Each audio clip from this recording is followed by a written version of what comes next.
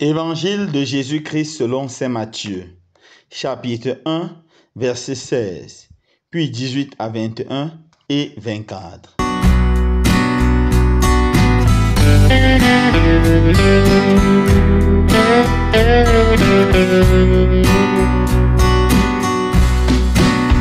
Jacob engendra Joseph, l'époux de Marie, de laquelle fut engendré Jésus, que l'on appelle Christ. Or, voici comment fut engendré Jésus-Christ.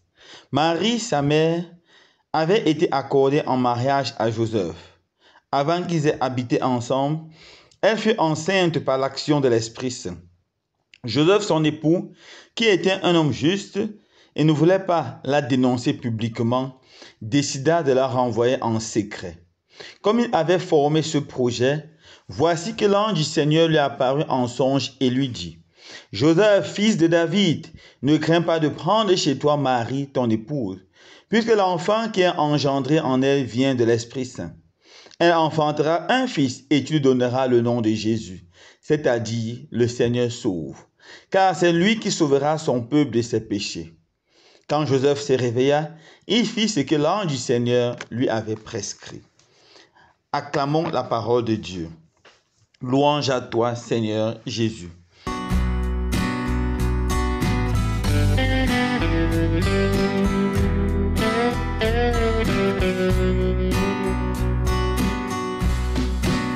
Frères et sœurs bien-aimés, aujourd'hui 19 mars, la Sainte Église nous invite à célébrer avec beaucoup de joie la solennité de Saint Joseph. Bien que nous sommes dans la période de Carême, où aujourd'hui est un jour de fête, un jour de joie, un jour de grande réjouissance, comme les dimanches, nous célébrons la solennité de Saint Joseph, époux de la Vierge Marie. Qui est Saint Joseph? Saint Joseph est un homme originaire de Nazareth, de la tribu de Juda, la tribu de la descendante du roi David, de Jessé. Il était un menuisier de profession et il a eu la grâce d'épouser la Vierge Marie. Ce que la tradition de l'Église nous raconte, c'est que la Vierge Marie, lorsqu'elle était encore enfant, fut totalement consacrée par ses parents, Anne et Joachim, au Seigneur. Elle a vécu au temple, remplie de la faveur de Dieu, aimée par tous car c'était une jeune fille extrêmement adorable, prompte à rendre service à tout le monde, avec un sourire et une joie qui contaminaient tous ceux qui la rencontraient. À l'âge de 14 ans, le grand prêtre a demandé à toutes les jeunes filles qui vivaient au temple de rentrer dans leur famille afin de se marier conformément à la loi. La Vierge Marie a répondu au grand prêtre qu'elle ne veut pas rentrer parce qu'elle a été totalement dédiée au Seigneur par ses parents et elle a décidé personnellement de se consacrer à Dieu, de consacrer sa virginité au Seigneur. Alors le grand prêtre, surpris, étonné, s'est mis à réfléchir et à prier. Après longue réflexion, longue méditation et après avoir demandé conseil, il a compris que la Vierge Marie était sérieuse. Alors, il fallait trouver un homme qui devait être gardien de sa virginité, car à cette époque, il n'existait pas des personnes comme des religieuses que nous avons aujourd'hui. Alors, il a prié et le Seigneur lui a dit: tous les hommes qui viendront pour épouser la Vierge Marie, demande qu'ils viennent avec une branche d'arbre et tu poseras cela devant l'autel. La branche qui, pendant la nuit, va germer et sur laquelle une colombe se posera, c'est celui-là qui sera capable de veiller avec beaucoup de soin sur la virginité de cette sainte jeune fille.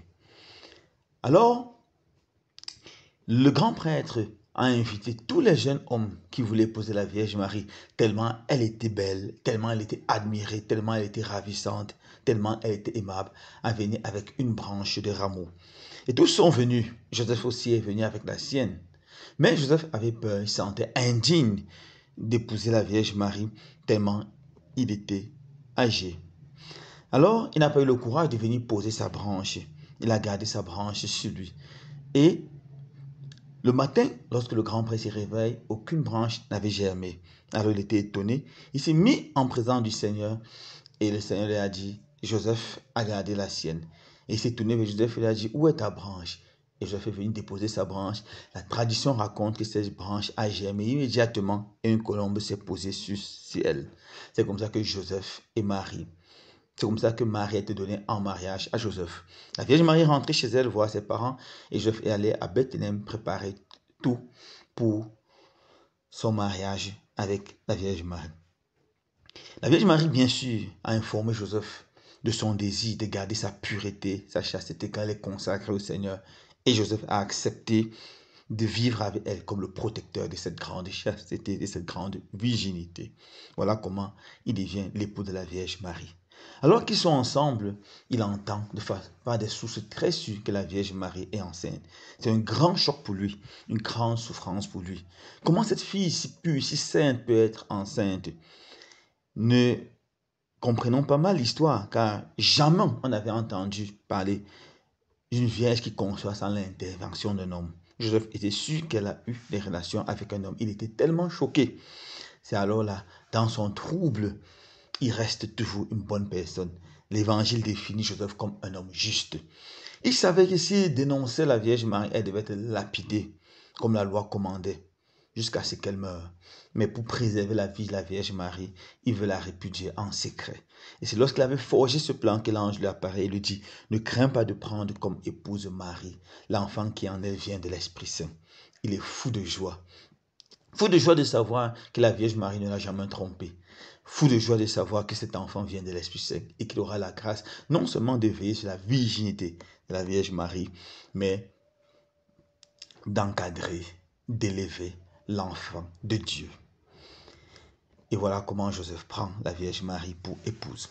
Quelques qualités de Joseph que nous devons souligner à grands traits. Premièrement, Joseph est un bon époux. D'ailleurs, il est célébré comme époux de la Vierge Marie. Une des grandes caractéristiques d'un bon époux, c'est la présence. Joseph est présent avec sa femme, avec son enfant Jésus.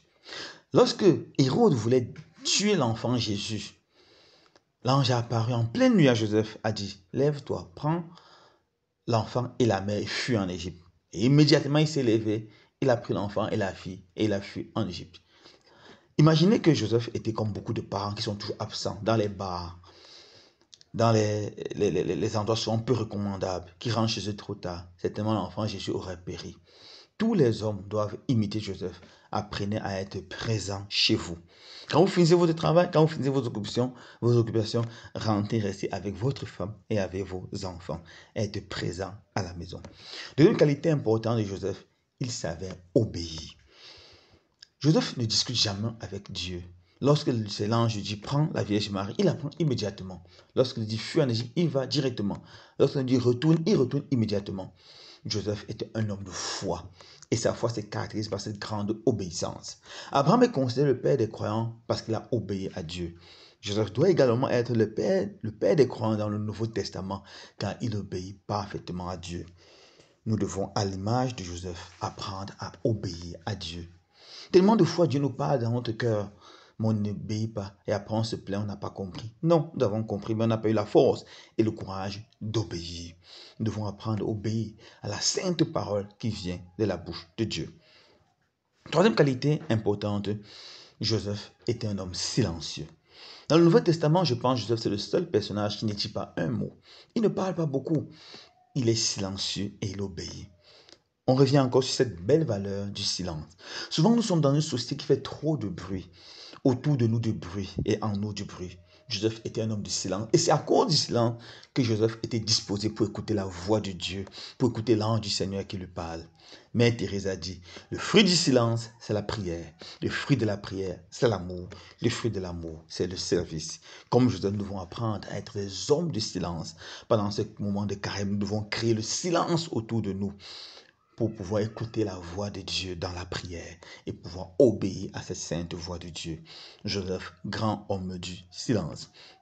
Finalement, Joseph est un homme juste. La justice de Joseph dépasse la lettre de la loi, mais la justice de Joseph est liée à la miséricorde. On voit ça spécialement dans son attitude envers la Vierge Marie. Il ne veut pas la dénoncer, elle mérite d'être dénoncée. La justice, ce n'est pas seulement faire exactement ce que la loi commande, mais c'est de mettre toujours l'amour pour interpréter la loi à la lecture de l'amour. C'est ça que Saint Joseph fait. En ce jour, nous célébrons la solennité de Saint Joseph. Prions le Seigneur de nous donner la grâce d'être vraiment des véritables Joseph. Que tous les hommes soient des époux à l'image de Saint Joseph. Que tous les chrétiens soient des êtres de silence, d'obéissance et de prière. Je termine en disant un mot sur Joseph, terreur des démons. Dans l'Italie de Saint Joseph, il y a un verset qui dit Joseph, terreur des démons.